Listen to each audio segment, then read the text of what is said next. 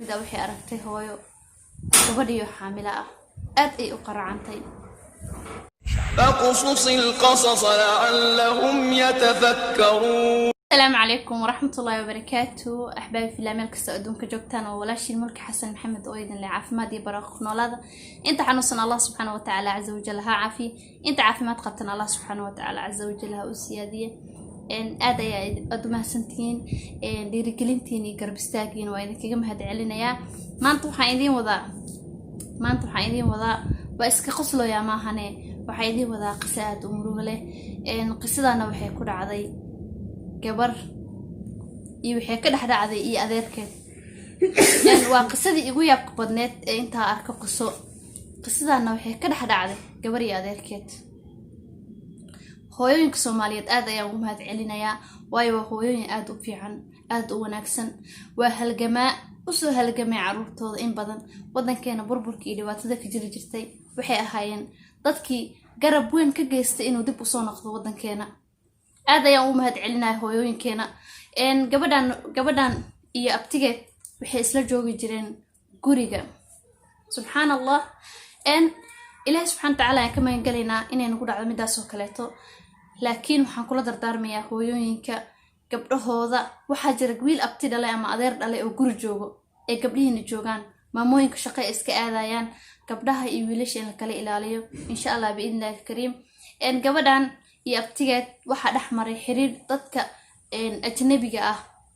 uu dhaxmarto gabadhan iyo abtigeed aadhe iyo adeerkeed ma dhax gabadhan iyo abtigeed waxa dhaxmaray xiriir qof ajnabi uu dhaxmaro subhanallahi alazim. hooyo waxay ka shaqeyn jirtay suuqa ay ka shaqeyn jirtay suuqay ay ahaan jirtay subaxii ay kala jirtay habeenkii noo imaan jirtay aabana sidoo kaleeta maalmaha kamid ah waxay aragtay hooyo gabadhiyo xaamila ah aad ay u qaracantay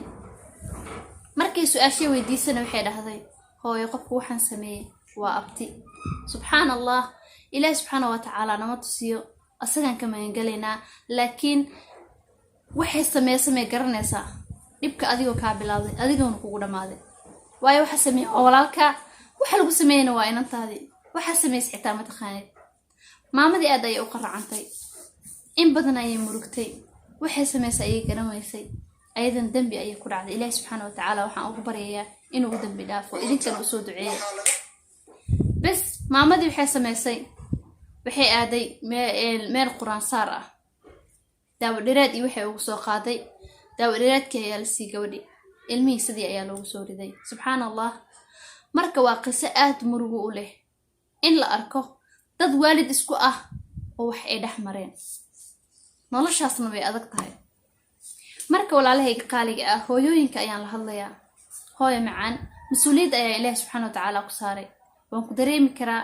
waana ku ogahay inaad tahay halgamaa wax badan soo qariibay aan haysanin garab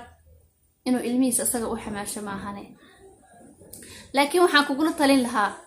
inaad ilmahaaga barbaariso oo gurigaaga joogto oo ilaahay subhanahu wa ta'ala ku barido. hadda waxaa jiraan horta maamooyinka hore ceeb ma lahan dad la ceebeyn kara ma baahabo hadda waxa jiraan gabdhaha maanta jooga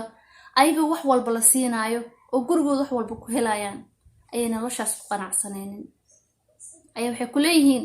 sheeko markii la isku keena silac ku nool sodan guursataa karoon intee u dayacaysaa ilmahaagi iska daa maamo shaqaysanayso ilmaheeda u shaqaysanaysa midda ilmaheeda dayacaysa xagee u socotaa adiga ilmaheeda dayacaysaa. hooyooyinka horena waxay ku leeyihiin hadda la sheekaysid waxay ku leeyihiin qof ay ilin barkintiisa buuxinin ilma ma korsho taas maxay tusaale u tahay yacni ilmaha korinta aad korinaysid waa in badan aad oysaa aad silicdaa aarafaada hadhiin silac ku nool sodan guursataa karoon markaa dhahdid wiilkaaga iyo gabadhaada waa dayacday qof adiga asaagaaga madax ka tumaay diyaar ma u tahay silac ku noole sodan guursataa karoon dhahda adiga taas xaqiiqo waa ka baxda dhibka ogsuuno inaad dhib laga bixinin adduunyadana meel lagu nasto maahan ee walaashid qaaliga waxaan kugula talin lahaa inaad ilmahaaga korsatid oo gurigaaga iska joogtid wixii Ilaahay subhanahu wa ta'ala ku siiyana aad ku haysatid waa iga talo marka maamooyinku waxa kula talinayaa inay gabdhahooda ilaalsadaan ay gabdhaha guryaha ku haayaan ee ilaalsadaan ilaahay subxaanahu wa tacaala wax ilaaliyo tarbiyay bal gabadhaada tarbiyay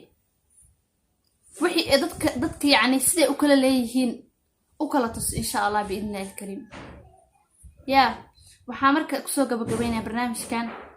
aad ayaad u mahadsantihiin hooyooyinkeen qaaliga ah waa hooyooyin halgamaan ah waa hooyooyin in badan wax badan noo qabtay waa hooyo waddanka usoo halgantay xataa wax kale iska daa waddankay usoo halgantay waayo qofkii ilmihiisa kor u qaatay ee horumarkii cunugiis ka shaqeeyey qoys kastaba haddee hooyo u istaagtay qoys walba hooyo u istaagtay ka waran dadkaas yaa soo saaray hooyaa soo saartay walaashayda qaaliga ilaahi subxaana wa tacaala ayaa ku ciseeyey ku karaameeyey gurigaaga ku ekow korso ilmahaaga qof facaagana ilmaha ugu tegin qof facaaga naag facaaga ah wixii aad kusoo tacbaysay kusoo rafaadaysay yee madax ka garaacin u istaag ilmahaaga sidaa u korsan laheyd aad ayaad u mahadsantihiin halkaas ayaan kusoo gabagabeynayaa wassalaamu calaykum waraxmatullaahi wabarakaatu